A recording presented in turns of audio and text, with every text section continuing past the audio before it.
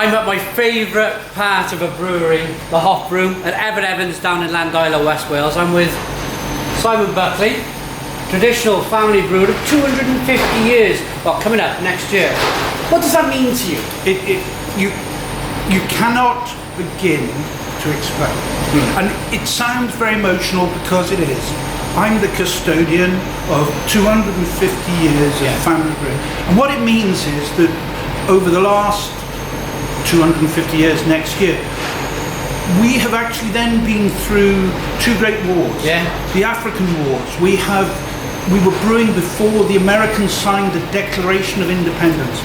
And that moment in history rests on my shoulders today, because next year we celebrate the awards that the breweries have won over the years, and Buckley's now, which of course is part of Brains, is in safe and capable hands. But today we live on, the Buckley family live on with James, the seventh generation, and my dear grandson Harry, whose eighth word was barrel. There's no doubting perhaps where he's going to end up. But over those 40 years that I've been involved in the trade, we've seen some massive changes. I'm interested to know about it. You've got massive history in brewing. Tell me about these changes. Well, one thing's for sure is that when I joined the brewing industry in 1976, it was all about the move to American-style keg beer. Not American style as in the craft beer revolution, but the more traditional Schlitz, Miller, those kind of pasteurized beers that were for the mass market. So you saw the emergence of Tanker, Trophy, Red Barrel, all these beers based on the common concept of a one beer fits all marketplace.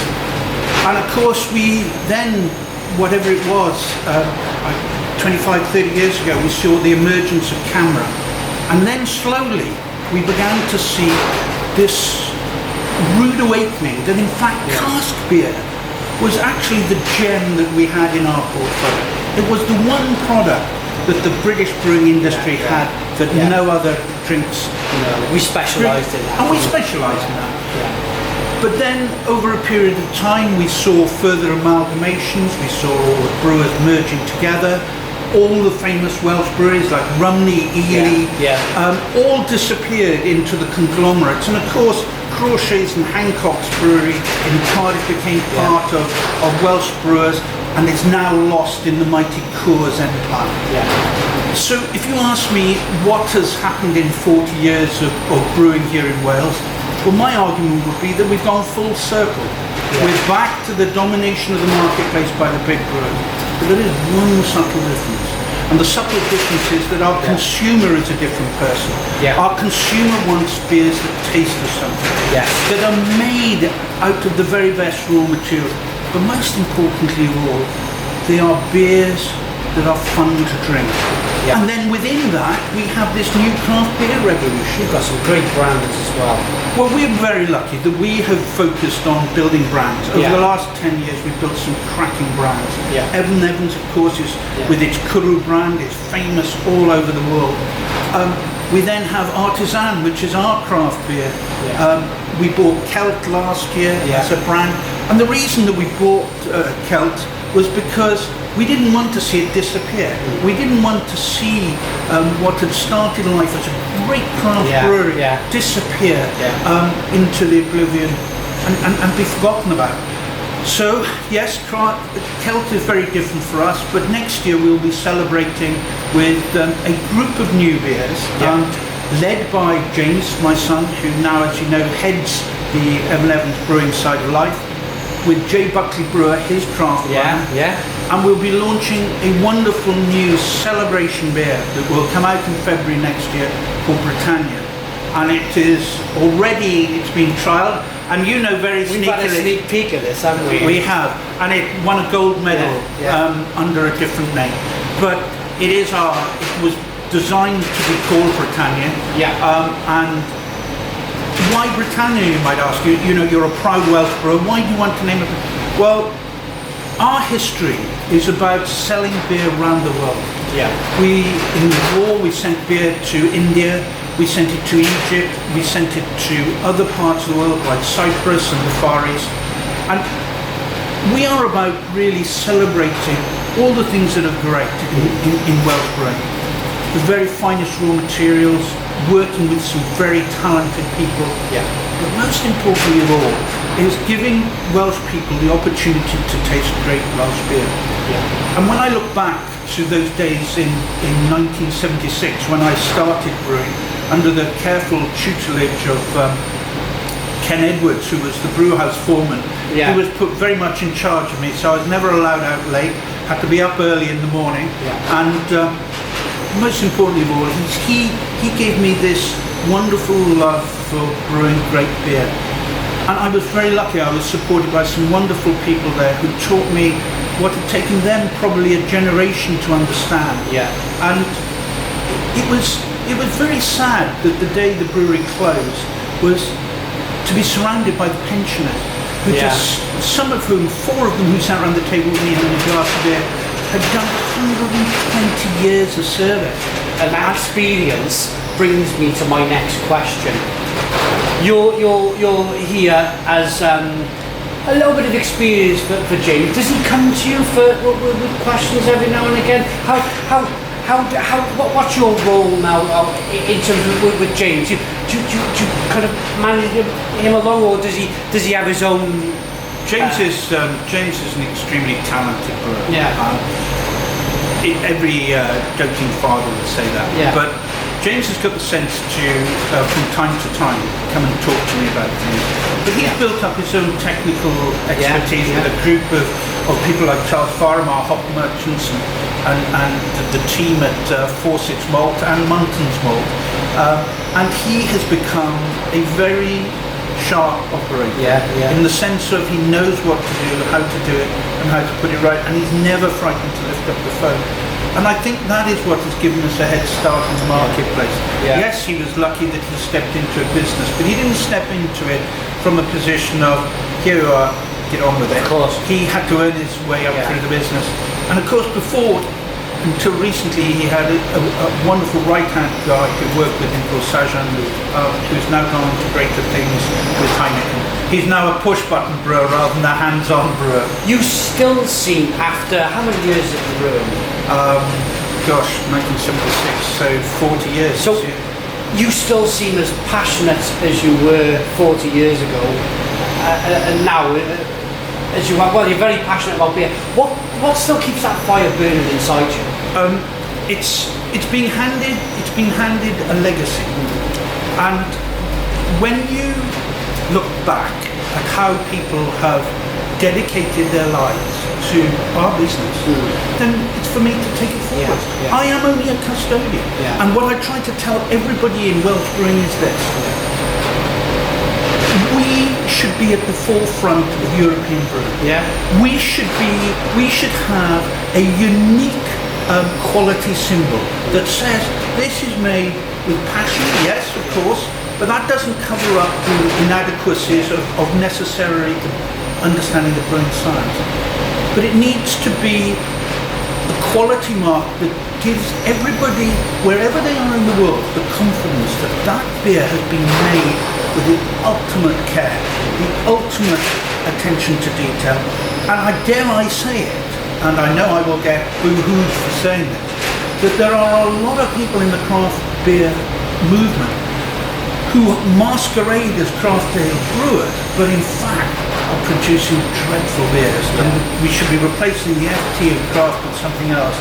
And the simple fact and the simple message is, you cannot be a dairy farmer one day and the next day expect to be a brewer. We have, coming up for 250 years of family brewing history. But that's not what it's about. It's about the fact that each generation that they've gone through have mastered the science of brewing, and it is a very specific science. Massively. So, where do you see craft? I started off life 7 years ago with this. With when I first got involved in beer, drinking cask beer. I then learned about craft beer. I probably drink 75% now craft beer, but I still have a passion for traditional, good quality cask beer. Where do you see craft beer going forward from 2017 onwards? Well, what does craft beer mean? You tell me what craft beer means. For me, craft means hop forwards, styles that have been brought back from near extinction, your Russian kvass, your Russian imperial stouts, your London porters from the 1700s. For me, when I was growing up, you never quite saw that in cask beer. Because you lived in a part of the world which was dominated by Welsh brewers. Yes. Yeah. And the simple fact of life is they didn't do anything that wasn't Welsh brewers. Yeah. But here is my take on craft beer. I've been backwards and forwards to New York for the best part of 6-7 years now, working with a series of brewers there, looking at the opportunities that they will bring. But here's the truth of it. They have gone off the high ABV. They have gone off the dreadfully bitter beers that were almost antiseptic, enamel cleansing in terms of beer. And they have come to a situation now whereby they, at the end of the day now, are looking for flavour. And what a lot of people get lost in this craft idea is flavour and bitterness are two wholly different things. And if you brew your beers carefully, you brew the front element for bitterness, and then you add the flavour through all your different hop varieties right at the end. Which was demonstrated just an hour ago in the bar we've just visited. We had the Porter's Old Bill and Porter Street, didn't we? Yeah, Porter Street, yeah. Porter Street Old Bill, which was, it had great balance. Malty and hoppy, not just kind of, as Simon was just explaining, just being lopsided hoppy beer. It had great balance to it.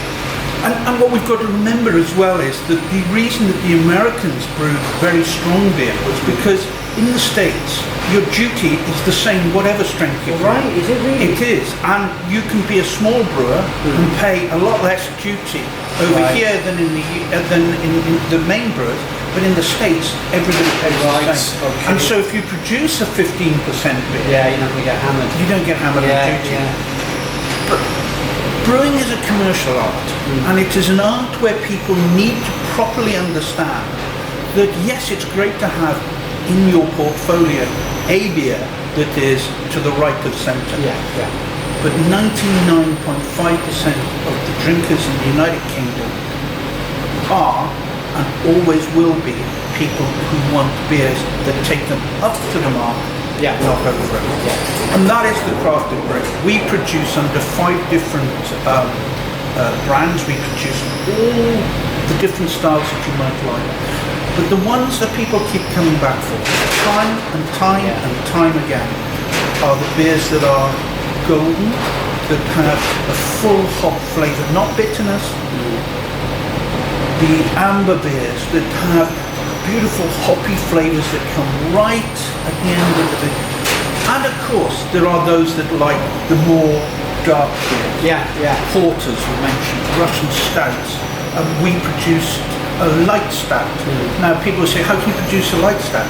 Well, it's very simple. You put the malt flavour into it by using different styles of malt. And people loved it. But isn't what craft beer is really about is this. It's about being innovative. Yes. It's about being responsive.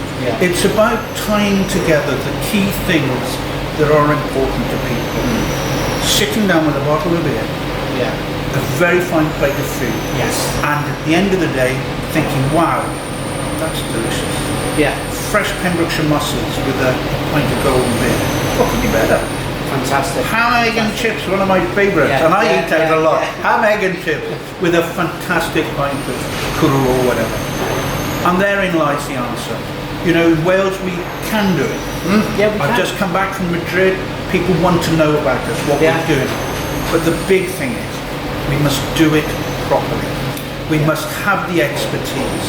We must also take the advantage of bigger brewers like ourselves, help the smaller brewers to get better prices on their hops, better prices on their malt, but most importantly of all, to then brew fantastic beer. And having a great team around you. How much does teamwork play a part in brewing? It must be a massive part. Well, one of the biggest problems we've always had is that we're at the end of the journey line in Llandailo, and a lot of young brewers who've been to university will have had a wildlife in university, and to be perfectly candid, to come and live in West Wales, to make their home in West Wales, and to be part of a family brewery where they get involved in everything, I think is for some very difficult. It's a step too far. So after a lot of fanning around, we come up with a very simple solution. Yeah. We'll find our own. Yeah. We'll train our own. Yeah. They will be local, and they will buy into the love of what we're doing from day one. And if they don't, and they go, well then we go and get some more. So next year in January, we are appointing 2 new apprentices. Okay. One to work in the new bottling, and one to come and work as a member of the brewing team. But the most important thing of all is that we are going to train them to be great brewers. And that's where this 250 years of family brewing comes in, is that you've got this 250 years of experience and you don't mind passing that on. Not at all. But here's the great thing, is that, you know, there's an awful lot of jealousy in the Welsh brewing scene. Yeah. And one of the biggest problems that you always have is that the new boys on the block often think that because we've been around for a while, we don't know what we're doing. But as Sajan said, the day he left, and it was a very emotional day for me because he'd been part of our team for 5 years. Yeah. Clutching his medal box, inside of which was the gold medal that he had. Yeah, yeah. And he said to me, tears in his eyes, Yeah. I want none of this. Wow. Well, fantastic. Fantastic. So there's the reality. It is about people. It is about endeavour. And of course, you know, when you run a pub estate like we did, there were people who come and work for us who from time to time aren't the right people. And if things move on, and that's the way it is. But the biggest thing I come across when I visit other breweries is I'd say 50% of the time you come across people in the brewery that don't even drink beer. And they're the wrong people to be involved in the industry because they're the most difficult to get to enjoy beer and like beer. You're fighting a losing battle. So as part of your job is to find the right people who enjoy beer to begin with and have that passion. And then to make sure that they have the knowledge. Yeah. And you know, you don't become a London taxi cab driver unless you've got the knowledge. At the end of the day, it's the same for brewing. And we are a beacon to some. And there are a lot of people who see us as old-fashioned, old school, old everything else. But they're the ones who don't know our business. Because 90% of what we sell in the marketplace is in the guest ale market. Yeah. It is modern beers that are changing palates all the time. And one of the greatest accolades I think we've had this last year was when a head brewer from another national, regional brewer visited our pub in Cardiff and then sent me an email 2 or 3 days later. He said, great to see the tradition lives on. Great beer, well served, great people, great food. And that's what it's about, Simon. It's not, there's nothing clever about it. Yeah. It's about being passionate. And of course, I'm very lucky that I have a great guy called Nick Pettit who does all our design and branding. Yeah. And when you stand out from the crowd, then, you know, quality will rule the day. The one thing that I've picked up, and I'm going to try and draw a secret now from this 250 years of experience, is the first time I tried your beers was at the Cricketers in September. I then tried it in the White Horse in Landilo, and the first thing I picked up was the conditioning. If I can draw that secret out of you, how do you condition the beers that you do? And an old brewer from London once told me, the smaller the bubble, the better the beer. And if you rock a half of your beer, it's the smallest of bubble, it's the best condition. How do you do that? Are you willing to share that well, with us? Of course I'll share it with you. I'll tell you the fundamentals. The fundamental comes from the malt you put in. And part of the head and lacing comes from wheat. Right. So we put a fair proportion of wheat into our malt grist.